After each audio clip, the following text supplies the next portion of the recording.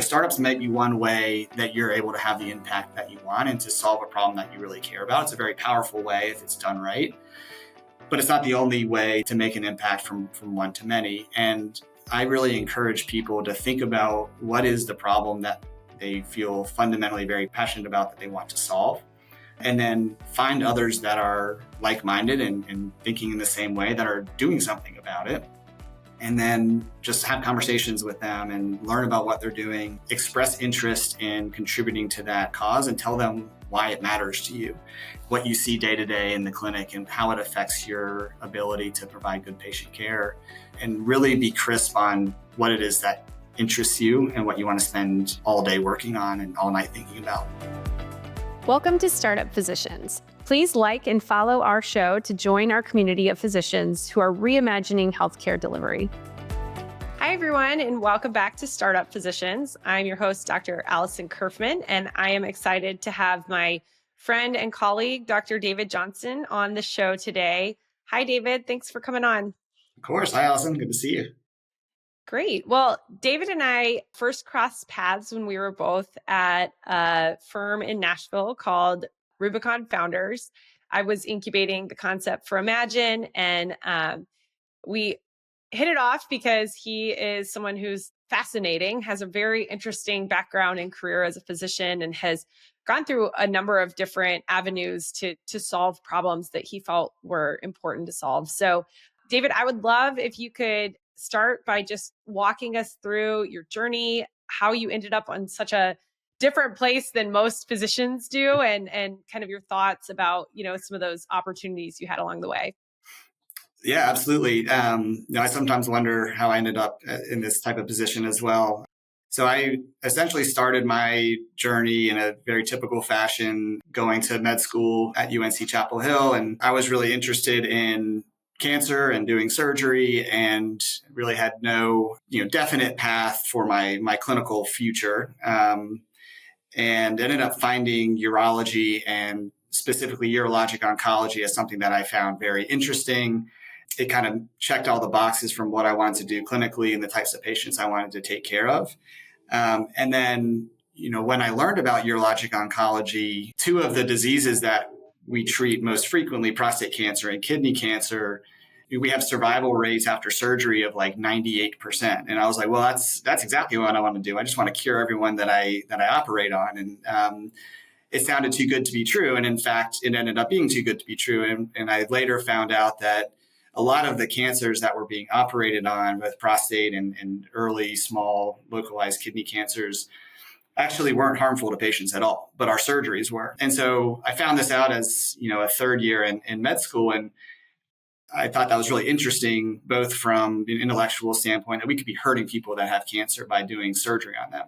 But it was also, a really interesting public health question. And so I took a step back and did my master's in public health at UNC as well between my third and fourth year, and was really focused on how you separate what's good for a population versus sort of that one-on-one patient interaction. And so really focused on the concept of helping patients make really good decisions that are personalized, and assessing their values when making a decision around a preference-sensitive condition like localized prostate cancer. My focus is really on appropriateness of care and quality improvement, and sort of matching the right treatment for the right patient at the right time. So I went into my residency and really focused on health services research and outcomes research, but with sort of a slant on appropriateness. So, did some work on the percentage of kidney surgeries that we do on patients for suspected cancer that turned out to be benign tumors. And so basically these are by definition low value services. So we added no benefit to patients. Potentially maybe we're, relieving some anxiety. You could argue that, but we're causing them harm and cost. And so it's a low value service. It turns out a fairly high percentage of kidney tumors are removed that are benign. So this whole idea of appropriateness of care, cost, quality, shared decision making was like the through line of my residency. And so when I went to fellowship at UCLA to do more health services research and do my urologic oncology specialization, I kind of circled back to what I'd actually learned during my public health time, which was actually 2010, when the ACA was coming out. So all of this new promise of, this value-based care movement's going to start changing the way we practice, changing the financial incentives. And so here I was like 7-8 years later, and there was really nothing in the way of value-based care for specialists, other than maybe the bundle payments for joint replacement. And so I think the thing that really interested me the most around that time, and what guided what I did for my research projects, and then what's led me to my first job out of fellowship, was the concept that the thing that needs to happen first, the thing that needs to change first, is financial incentives need to be changed for specialists, so that we're rewarded for delivering high quality care at a lower cost, not necessarily for doing more and more surgeries. Yeah. And I think prostate cancer is the prime example for that, which just also happened to be my clinical interest. And so I just found that sort of the right mix of value-based care, my clinical interests, and merging those together was what I wanted to focus my time on in fellowship. And so did a research project that was looking at sort of the financial outcomes at UCLA for prostate surgeries, and modeling what would happen if we went from fee-for-service to sort of a bundle payment construct, and making the case that if we improve quality under a value-based payment construct, we can actually improve costs and revenue for the health system. So there's a win-win-win. Patients do better, and then financially, the health system is better off as well, which was in direct contrast to other research studies that I had read that were modeling out actually hospitals do better if patients are sicker and have a worse outcome and come back to the hospital more frequently after surgeries. There's a really interesting JAMA surgery paper about this, which showed the longer they stayed in the hospital, the more they were readmitted, the better the hospital does financially in fee-for-service, the worse. And that's just like such a direct misalignment. And so I was looking to prove the opposite with what I was doing.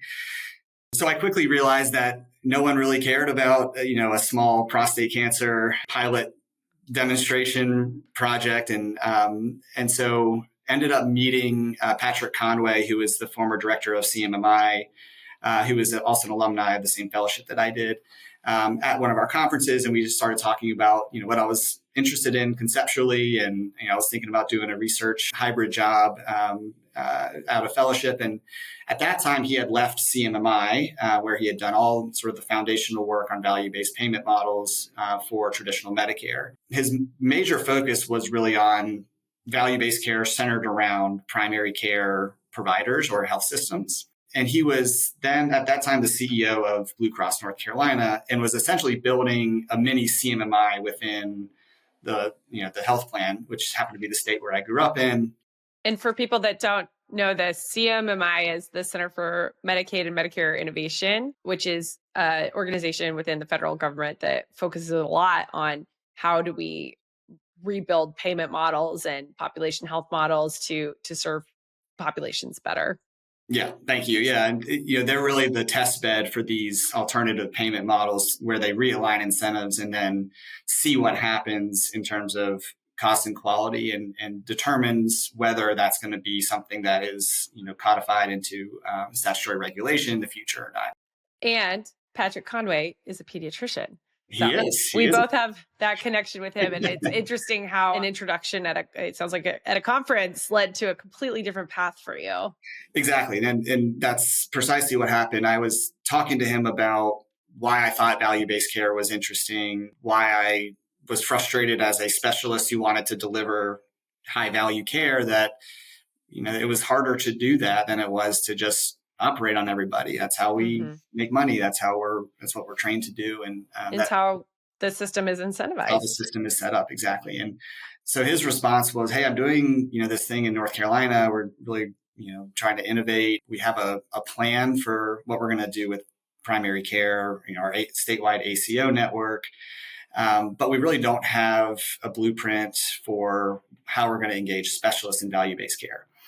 And so he said, why don't you look into coming on as a medical director for specialty value-based care transformation? And I met the CMO at the time, Rahul Rajkumar, who was with him at CMMI, another very innovative physician and, a thought leader in value-based care in general, and just a really wonderful person. Met my future boss, Troy Smith, and a couple other people that Patrick had brought from CMMI who were just, brilliant, innovative thinkers on alternative payment models and redefining the financial incentives. And, I was hesitant at first, to be honest. My dad was a private practice physician in North Carolina, and the payer was always the enemy growing up. Yeah. It was always antagonistic. It was part of the reason he retired early. Just the, fighting with insurance companies all the time just gets exhausting. And so my first job out of fellowship took a little bit of convincing my dad that You probably were not ever anticipating that you were going to go work for a payer. Never, not at all. And my fellowship mentor, Dr. Mark Litwin, is, one of the fathers of health services research. And I think I broke his heart as well, going into the payer side. But, what I saw was the opportunity to follow what had been interesting to me about, this whole question of why is it so hard to improve quality? Why is it so hard to do the right thing for patients in our current system? And if my thesis was the first thing that needs to change is the financial incentives, and the only way we can do that is by changing the way we're reimbursed and the types of payment models that we function under. A payer was the best place to do that. And I kind of happened into this really interesting situation in North Carolina. That was my first job out of fellowship. I ended up at a payer designing new payment models. Did you have a financial background or an MBA? I was an econ major in college because I always kind of found this stuff interesting, but I knew nothing about health insurance. I didn't even know what Medicare Advantage was when I started, which is really, really embarrassing. That's kind of funny. But learning on the job. But you knew clinical work. You knew right. what people deal with and how physicians make decisions and how the healthcare system works, right? Exactly. So you're applying your knowledge in a new way to a problem that really mattered to you. Right. And what I did do during my fellowship is really dig into sort of the fundamentals of a payment model and sort of a risk contract, just from desktop reading and understanding what was out there in terms of population health payment models, episodic bundle payment models, the demonstrations that CMMI had done and other payers had done, and just trying to wrap my arms around what an alternative payment model is, and how that can potentially be operationalized in today's world and into clinical practice. So yeah, that was my first stop at Blue Cross in North Carolina. Very cool. What was next for you? Were you still practicing? I mean, some people try and balance the two. When I was negotiating my role at Blue Cross North Carolina, I did my residency at UNC Chapel Hill, and my chairman at the time was very supportive of all of this type of work. And so I got a 1 day a week clinical position at UNC, where I get to operate, I get to see patients in clinic. I get to do the multidisciplinary cancer clinic 1 day a month. And then I do robotic surgeries with a fourth year resident a couple times a month. And so it's really a perfect blend of being part of the academic department, but sort of bringing something a little bit different than the typical role. And the interesting thing is that one of my colleagues at UNC did the exact same fellowship that I did. I literally took over his patients when he left UCLA to go back to UNC, and I came to UCLA as a fellow. He handed off patients to me on July 1st. He's doing a pure academic research hybrid job at UNC. And so same training, but really this very different path based on sort of a single decision, a single sort of chance encounter. Yeah. I mean, it's like all about people, and whether you are open to conversations and Right. talking about ideas. And when you're inspired by things, other people are inspired by things, and you make connections. And I think, I've talked to some other physicians who one of their core messages is you carve your own path. Mm-hmm. You may think like, oh, my only options are clinical 100% or clinical 80% and research 20%, or, it's just the thought of operating 1 day a week and then working at a health plan the rest of the time probably Right. does not cross anyone's minds, because I think you're the only person I know who's ever done that.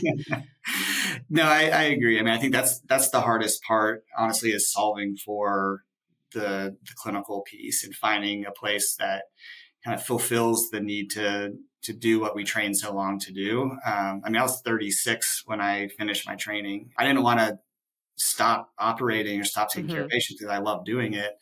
But I also felt like there was this opportunity to do something, different and outside of the clinical realm that I wanted to have it all. But honestly, I wouldn't have done the Blue Cross North Carolina job if I hadn't had the UNC urology job as well. So. Absolutely. I mean, I get asked that a lot too, because I still practice pediatric emergency medicine. And like you, I trained for 10 years, 4 years of med school, 3 years of residency, 3 years of fellowship. Yours might have been a little longer.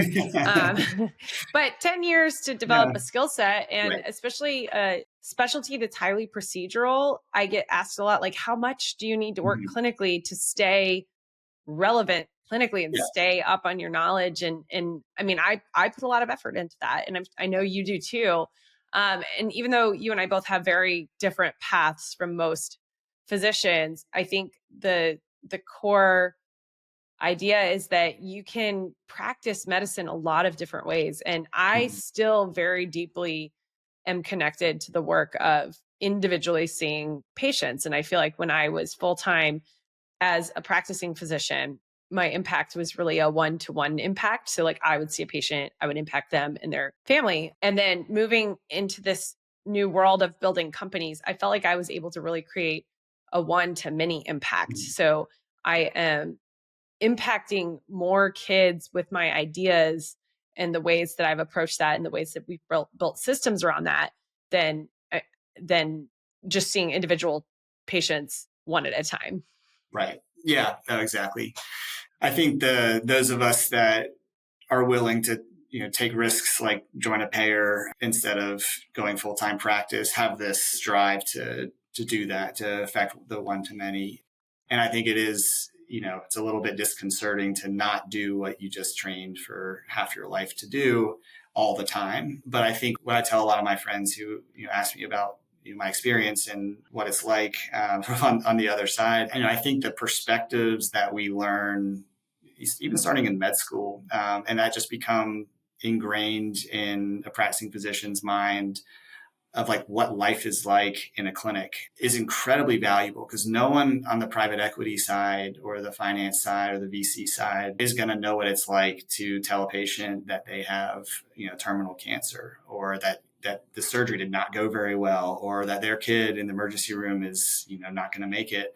We can learn how to do spreadsheets and modeling and PowerPoints, but our perspective on the day-to-day of a clinical experience and an encounter with other humans is incredibly valuable. And I think there's a lot of digital health solutions. There's a lot of companies that try to do something that haven't incorporated the clinical perspective early enough and end up completely missing the mark, where a physician with sort of almost any physician who just went through med school and has taken care of patients could have told them very early on that something wasn't quite right, or this is not going to fly. And I think that perspective is sorely missing in a lot of the stuff that is happening in healthcare innovation, and why physicians who are willing to lend their advice and their experience to, whether it's a startup, a large practice, or a private equity backed platform, we need more physician voices at that table. And so there's tons of opportunity, I think.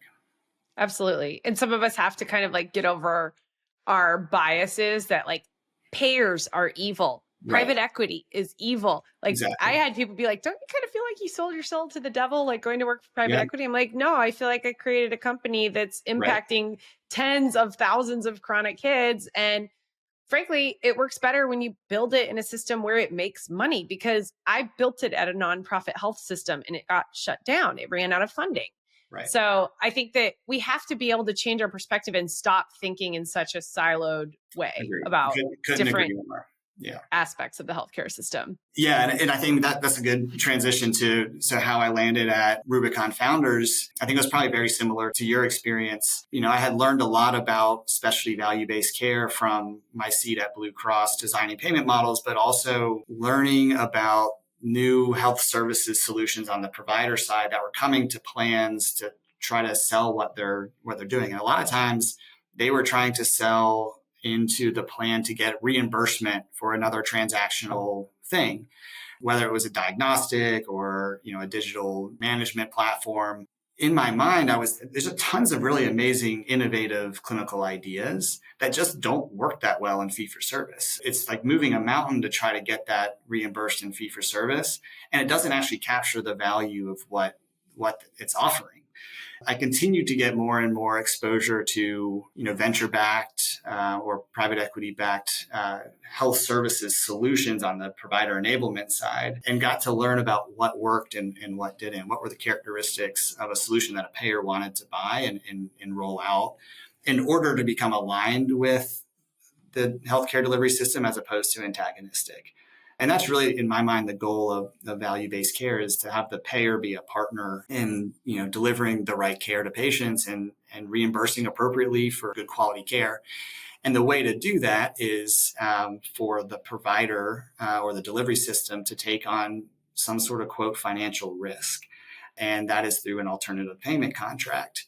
Now, the term risk is obviously loaded, and providers shouldn't be they shouldn't be putting their business and their livelihood on the line through a financial contract. That's not the goal. The goal is really to align them and have them be incentivized to deliver better care at a lower cost, more efficient. And to do that, you have to get more upstream and start preventing bad things from happening, start identifying chronic conditions early or exacerbations early, which is not something that specialists spend a lot of time trying to do or thinking about, because it doesn't make any sense to do. It's not what we're trained to do. We typically think that's primary care's job. Once they come to us, I'm going to use the hammer that I was trained with to hit the nail. When I met the Rubicon Founders group. When was that? That was in late 2021. And, they were working on sort of a concept of how do we move oncology in this value-based care direction? And because I had done some work with oncology payment models at Blue Cross, partnered with UNC Chapel Hill to help design sort of a payment model, it didn't work, actually. My attempt at Blue Cross North Carolina to put together an oncology value-based payment model was unsuccessful. And so I sort of had learned from that and knew what we needed to do on the physician enablement side to be successful in oncology value-based care. And so I, started out as an informal advisor and then joined the company full time because the perspectives that I was able to bring, I think, were helping the incredibly talented and smart team that was, trying to figure out what we were going to do in the oncology space, what we were going to either build or invest in. It helped direct their thinking. That was absolutely my experience as well. And I think it's worth noting that not all firms are as committed to that as Rubicon Founders and Adam Bowler. And I felt like my voice as a physician was so valued. It was considered critical when we were building the Imagine model. And I know you and I were, both at Rubicon at the same time. And I really, truly think this is a firm that cares a lot about getting the model right and knows that you need clinicians to be able to create that. So I think you and I were both incredibly fortunate to both have met each other in that role, but also to work with a firm where they're bringing this wealth of knowledge around value-based care and contracting and financial modeling and healthcare economics. And we were able to really bring that clinical side of things to different companies that we were building. Yeah. And I think, back to the point you made about broadening your horizon on, what's out there in healthcare and not immediately saying health plans are bad. I met a lot of amazing people at the health plan that really are trying to do the same thing that we as clinicians are trying to do. Believe it or not, they can be mission driven as well. They can be mission driven too. Absolutely. Right. Absolutely. They have a different set of tools and a different perspective on how they can actually do that. And that might appear misaligned with, clinical care. But I agree, there are a ton of people who are mission driven at the plan and who really care about the population of North Carolina and have been there for 20 years trying to help improve access and affordability to healthcare. Same thing on the private equity side. There's no other way. And so we're very, very close to launching a physician enablement company in the oncology space where we're only reimbursed and we only do well as a company if patients have better outcomes. And we're putting sort of the entire business model on the line, and we're putting our money where our mouth is to deliver on those outcomes in partnership with medical oncologists. It's taken about 3 years to get to the point where we're ready to launch this company. And to your point, the clinical model has to be solid, more than solid at this point, like very evident, like foolproof that this is going to be successful. And that's how we de-risk companies for launch at Rubicon, as you well know. But I think the idea that a private equity firm over here is the same as a private equity firm over here is very, very different, because you really have to look at not the funding behind the entity. It's what is the entity going to do and how is it going to make money? And in our case, it only makes money if patients do better. And so what better way to align financial incentives than to have a value-based enablement company for cancer patients who have tons of needs, who have tons of services that are not well reimbursed in fee-for-service, that community oncology practices struggle to pay for and actually often do at a loss because the patients need it. And so if we can flip that financial incentive and make the supportive care services that patients need a profit center for the practice through value-based contracting, and really what it hopefully is going to be able to do is reallocate dollars that are are currently going to hospitals for bad outcomes for patients having a complication or admission or a readmission or unnecessary end-of-life care, and reallocating that back into the provider healthcare system, delivery system at the practice level for things that patients actually want and need and that are good for patients. And so, I think the long circle is thinking about how these things work from an academic standpoint, the research, like, what are the problems that we're trying to solve? What are the low value, inappropriate care that happens day to day? That's health services research. We define problems and sort of we identify them. Then going to the plan to try to change the financial construct under which physicians practice, and then coming back around to actually helping physicians be successful in these value-based contracts, and relying on those initial the health services research findings of where is the opportunity to actually, make a difference in outcomes and have that be, as you mentioned, financially supported and something that, if we can have it make money and have it be tied to good patient outcomes, then we accomplish that win-win, and we get providers more resources, we get patients more things that they need. Yeah, absolutely. I think you and I have in some ways very similar paths, that we started in a very academic research, metrics focused, problem focused career path, took a crazy veer off the path in a way that really was chasing an opportunity that was an opportunity to make a much bigger impact and to also gain a lot of skills and perspective and look at things from a different angle. And then of course, crossing paths and meeting each other at Rubicon.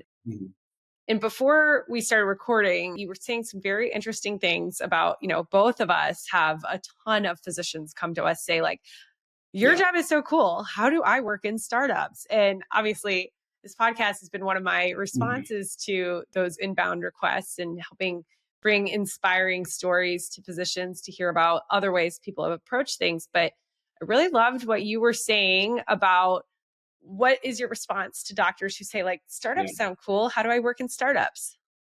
I think neither of us had the goal or intention of founding a company or working in the startup world or the private equity world. And I think when I reflect on how I went to the plan and then found myself at Rubicon and founding this company, is really the common thread was there was something that I found really interesting that I wanted to help solve. And that was, if we realign financial incentives to actually reward good quality and delivering efficient healthcare, could we improve sort of the experience of both being a doctor and being a patient under that environment? And so I was really pursuing the idea of learning more about that question, and started with research. It then went to being on the payer side And then ultimately found myself on sort of the founding startup side, just because I was continuing to follow a question that I found very interesting. And I think what I typically say to people who ask me that question is, startups may be one way that you're able to have the impact that you want and to solve a problem that you really care about. It's a very powerful way if it's done right, but it's not the only way to make an impact from one to many. And I really encourage people to think about what is the problem that they feel fundamentally very passionate about that they want to solve. And then find others that are like-minded and thinking in the same way that are doing something about it. And then just have conversations with them and learn about what they're doing, express interest in contributing to that cause, and tell them why it matters to you, what you see day to day in the clinic and how it affects your ability to provide good patient care, what causes you to be burnt out with the fee-for-service environment, and really be crisp on what it is that interests you and what you want to spend, all day working on and all night thinking about. And if it happens to end up that there's someone doing a startup that could use your advice or direction, being an advisor is a great place to start, demonstrating your value in just, inherent perspectives that you don't even know you have that are like mind-blowing to some of these people doing startups and the finance types, and showing your value that way, and then sort of taking on more and more responsibility. Yeah, it's such an interesting perspective because when I think about it, starting a startup was not on my, roadmap or bingo card. I would have never ever guessed that this is what I would have done. I was following a problem. It was something that was like palpable in my practice, just Right. how hard life was for these kids and their families. And that led me to lead a small program at a nonprofit health system and just continue to press the issue and ask the question, like, how can we make this better? And my involvement in that helped me to really deeply understand these families that we were serving. And even when, you mentioned a payment model that failed, like a failure in your Yeah, career, and yeah, of you course. probably learned so much from that. And Tons. technically, my program failed too. It lost funding and it succeeded clinically, but failed financially. And that was exactly the pathway into building the next thing and the one that did work. I love that perspective. I think that, I recently was speaking to a group of physicians and I asked them to raise their hand if they could think of a problem in healthcare that affected their patients.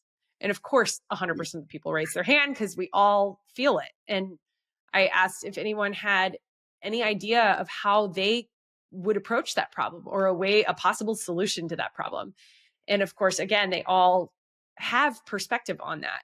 I told them, you're all thinking of a different problem. Like you're all coming at this from a very different perspective. I would have never been thinking about benign prostate cancer surgeries.